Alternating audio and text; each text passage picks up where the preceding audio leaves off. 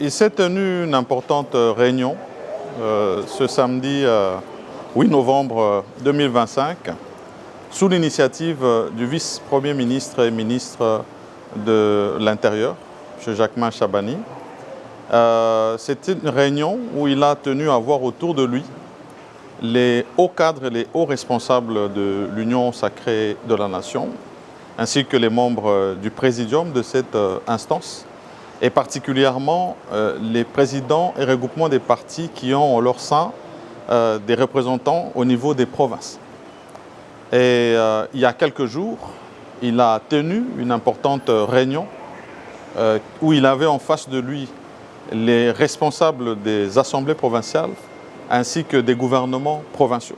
Il était question de répondre à un vœu de son Excellence, Monsieur le Président de la République, M. Félix-Antoine Tshisekedi Tshilombo, qui a vraiment à cœur la paix et la sécurité de notre pays et qui a voulu aussi qu'au niveau des provinces, nous puissions observer une stabilité.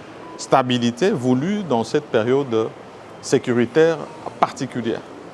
Et en relais à cette réunion avec les institutions provinciales et les gouvernements provinciaux, à voir aussi les responsables des groupes politiques et des grands regroupements, de manière à ce que ce message soit relayé. C'est une réunion qui s'est tenue vraiment dans la convivialité, où nous avons abordé vraiment dans le fond ces questions pertinentes qui concernent justement ces provinces. Et nous sommes tous ressortis avec le vœu effectivement de voir leur stabilité et d'accompagner ces institutions provinciales qui ont dans leur mission régalienne aussi de veiller au bon fonctionnement de nos provinces et donc de répondre aux attentes de nos concitoyens. Le seul mot que nous voulons donner ici aux députés provinciaux, c'est de répondre à ce vœu de paix et de stabilité de nos provinces.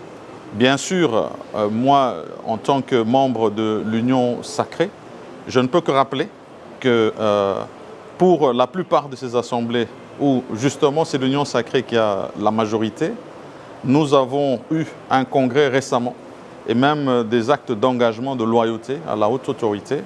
Et il n'est que de notre devoir d'accompagner cette haute autorité sur ce chemin de la paix et de la stabilité qu'il recherche tous les jours et pour lesquels il n'a cessé de multiplier des actions tant diplomatiques qu'ici en interne pour garantir cette paix et cette sécurité.